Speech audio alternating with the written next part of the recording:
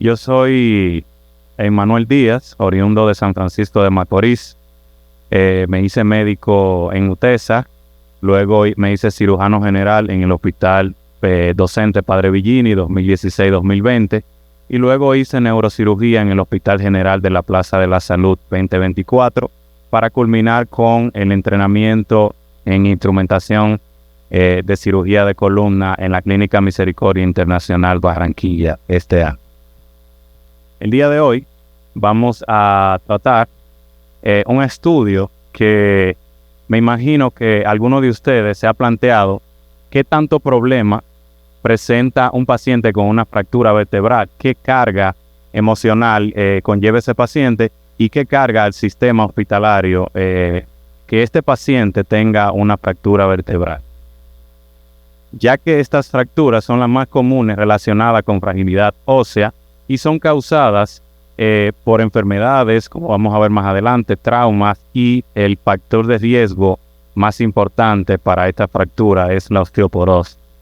La Fundación Internacional para la Osteoporosis dice, el último enunciado que ellos hicieron, que el 50% de las mujeres caucásicas, más del 50% de las mujeres caucásicas, después de los 50 años van a tener una fractura por fragilidad ósea, o sea que es un problema bastante importante. Y no necesariamente debe ser una persona blanca, también las personas de tez oscura van a presentar fracturas vertebrales y más si tienen el factor de riesgo como es la osteoporosis.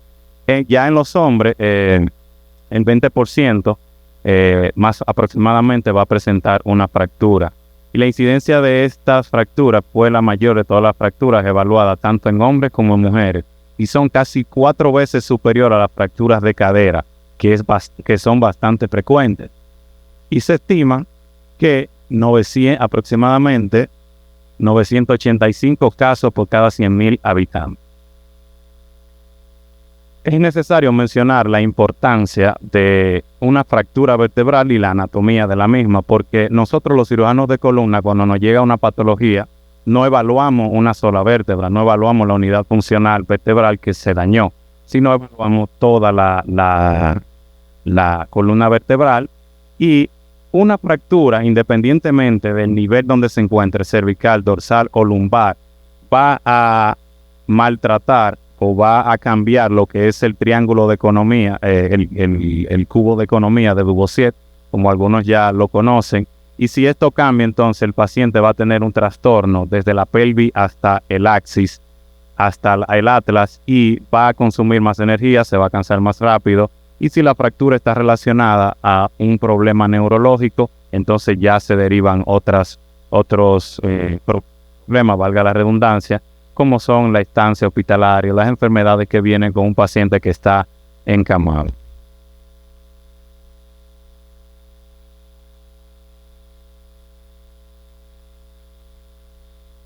Estos son los síntomas más frecuentes que se presentan cuando hay una patología de fractura en la columna vertebral. La deformidad vertebral que no se asocia, por lo menos en el estudio, como va a ver más adelante, no se asocia bastante. El dolor de espalda, la inmovilidad y el déficit neurológico pueden acompañar una fractura vertebral. Los procedimientos quirúrgicos que más utilizamos y que se han desarrollado con mejores resultados en los últimos años son la descompresión, la vertebroplastia y las artrodesis. Pero dentro de la vertebroplastia podemos incluir lo que son la quipoplastia, el spine jack y otros procedimientos. Esto fue un estudio prospectivo multicéntrico francés en todos los centros más importantes donde se hace cirugía de columna en Francia, donde compararon el spine jack y el manejo conservador en cuanto al abordaje de las fracturas vertebrales. Y los resultados fueron muy impresionantes, ya que el tratamiento conservador de las fracturas vertebrales y que compararon con el spine jack tuvieron más o menos resultados diferentes en cuanto a la mejoría del dolor. Ya el spine jack resultó superior en cuanto a la corrección de la deformidad que se asociaba a la fractura vertebral. Es un problema, como mencioné al principio de la charla, ya que afecta la calidad de vida del paciente y hay un riesgo crítico de salud en el caso de que si es una patología traumática cervical, por ejemplo, y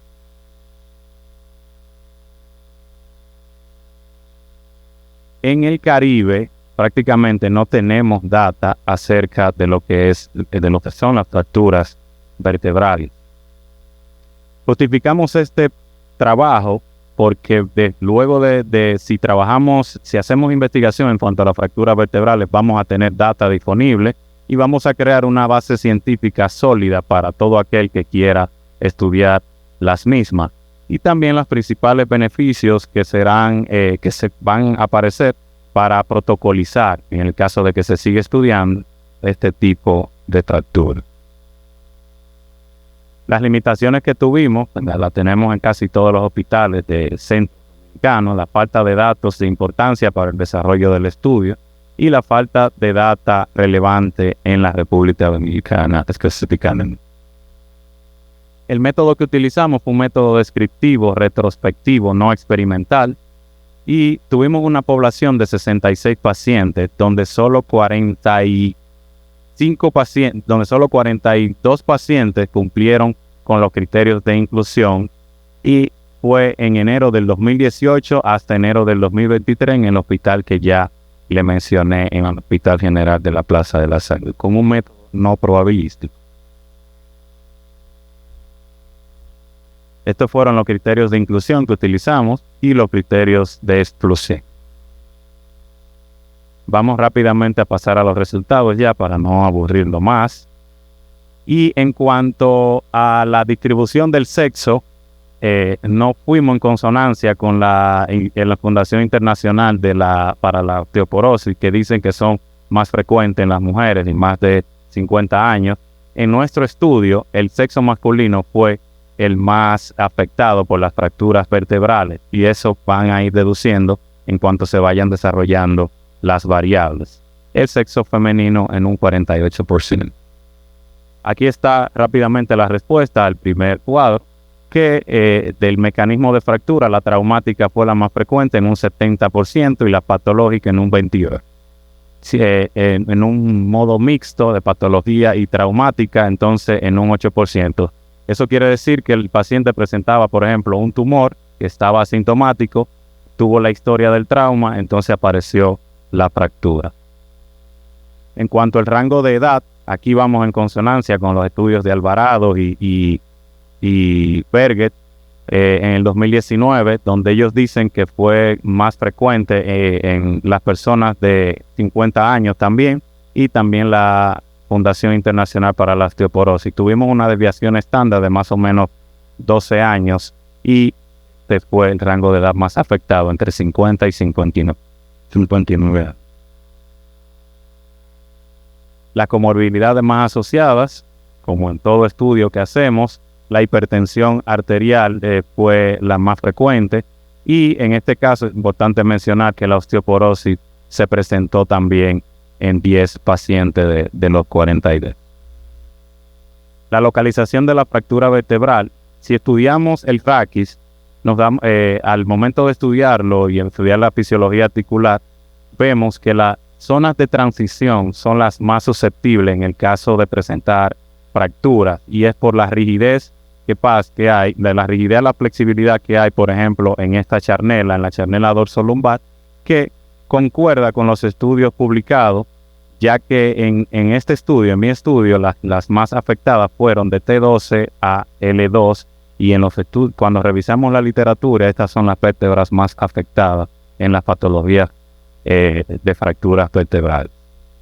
Los signos y síntomas más frecuentes, el signo más frecuente que encontramos fue el dolor, que en la mayoría de casos el paciente se decidió llevar a cirugía, ya que presentaba uno de los síntomas que motiva más al neurocirujano, si no tiene deformidad, si no tiene déficit neurológico, a llevar al paciente a cirugía. En cuanto a la clasificación, según la AO Spine, la fractura más común que tuvimos fue la A2, Luego le siguió la A3, o sea, en resumen, las fracturas por compresión, por la comorbilidad más común que tuvimos, más relacionada, que fue la osteoporosis. Este tipo de fractura es el que se presenta en estos pacientes. En cuanto a la modalidad terapéutica, cuando se hizo una sola modalidad terapéutica, la más frecuente que hicimos fue la vertebroplastia. Aquí vamos también en consonancia con el trabajo de Alvarado en el 2019, donde en su trabajo menciona que la vertebroplastia en conjunto con la instrumentación percutánea fueron los procedimientos más utilizados. Cuando utilizamos mayor de una modalidad terapéutica en 19 pacientes, las modalidades terapéuticas más combinadas fueron la descompresión y la artrodesis en 10 casos. Luego de la descompresión más fusión posterior, cuando el paciente lo permitió, que fueron 4.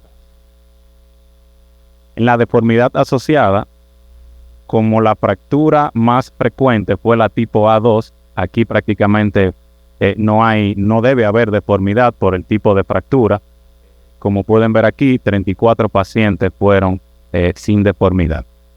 La hipercifosis fue la deformidad más asociada en 4 pacientes de los 42.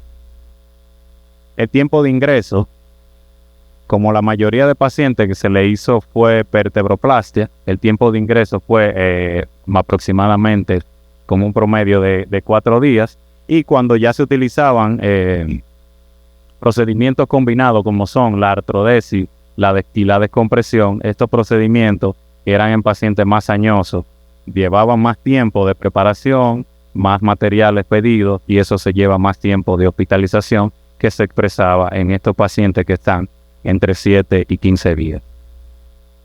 Las complicaciones postquirúrgicas. Este cuadro prácticamente ya nos lo dice todo. La cirugía de la columna, específicamente en las patologías de fracturas vertebrales, es un procedimiento seguro, porque aquí lo pueden ver que casi solamente de los 42, 4 pacientes tuvieron complicaciones que constaron de un implante en el canal, un nivel equívoco, que eso es una complicación radiológica, y otros pacientes con un implante en el canal. Lo pueden ver aquí. Y la durotomía, que es un poco sorpresivo en la patología de columna y en instrumentación, donde hayan poca durotomía, que son bastante frecuentes. Pero esto lo explica porque estamos en el contexto de patologías traumáticas, fracturas vertebrales, y no patología degenerativa de la columna, donde sí la durotomía es bastante frecuente. En conclusión, las fracturas vertebrales son un problema sanitario común en la población envejeciente, y el tratamiento quirúrgico ha demostrado ser bastante efectivo y seguro, como lo acabamos de demostrar aquí. Y el tratamiento debe ser individualizado en cada paciente.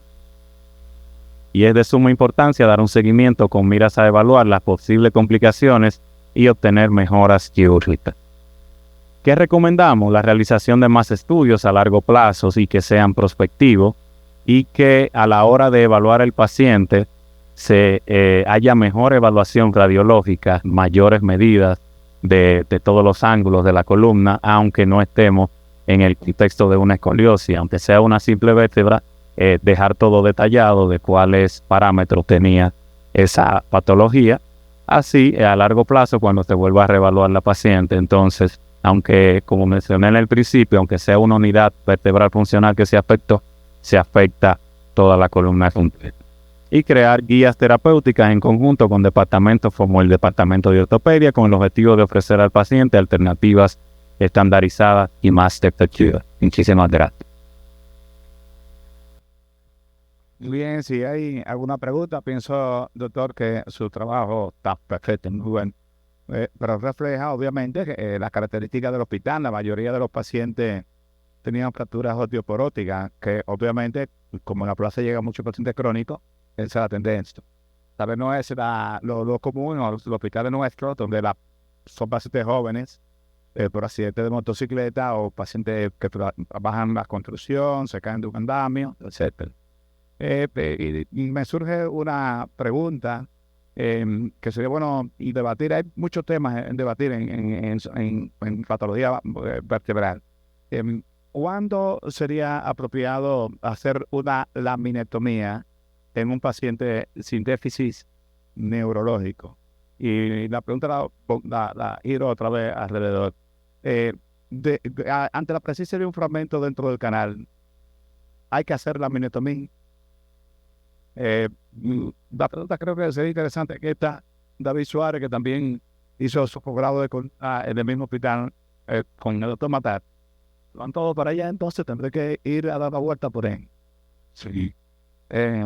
Entonces, ¿qué le parece a ustedes? ¿Es necesario la laminectomía siempre? Pero, canal. Aunque no haya signos neurológicos, hay que descomprimir el canal porque en ese momento el fragmento que está en retropulsión no está dando síntomas, pero en el futuro puede ocasionar el síntoma. Y otra cosa, a veces el fragmento está en el canal, pero eso depende del abordaje que vayamos a hacer al paciente, porque si nos vamos en un abordaje anterolateral o lateral, ese fragmento se puede sacar del canal sin necesidad de hacer la laminectomía. ¿Alguien más? Suave.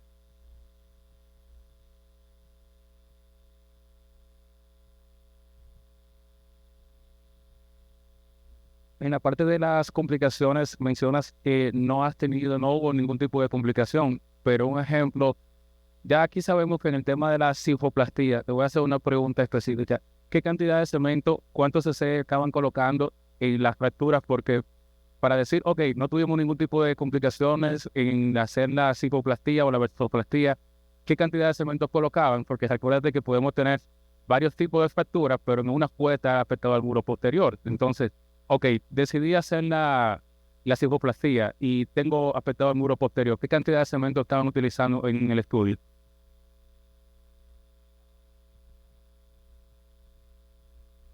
Sí, dame un segundo, doctor Bill, para abundar a aclarar, porque pensé que tu comentario venía con la laminectomía fragmento, pero vamos a seguir.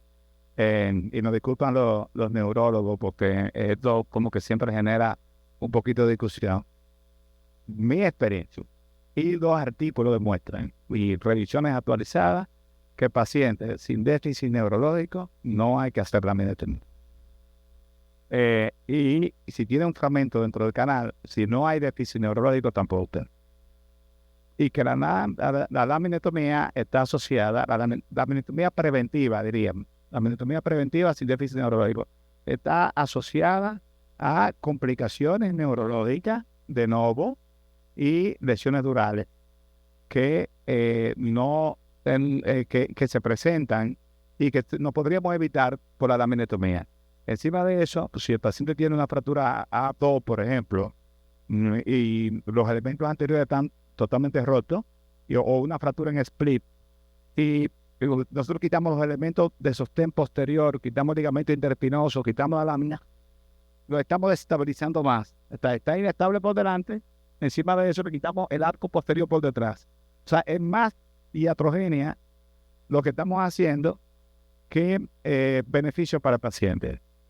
El canal raquídeo, y eso que estábamos hablando de resonancia, tiene espacio de más, no para una médula, para 2 y 3 médulas.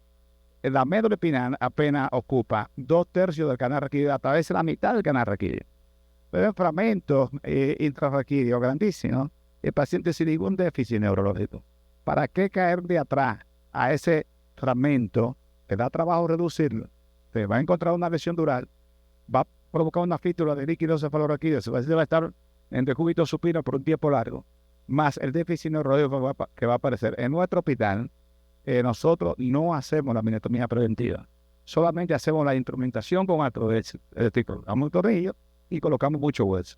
Si no hay déficit neurológico, no hacemos. Obviamente, esto es un tema discutido, no tenemos la verdad absoluta, pero tenemos un sinnúmero de pacientes y podemos buscar varios artículos donde demuestra que la laminectomía es un criterio muy de neurocirujano, pero lamentablemente tenemos que aprender de los ortopedas que manejan columna.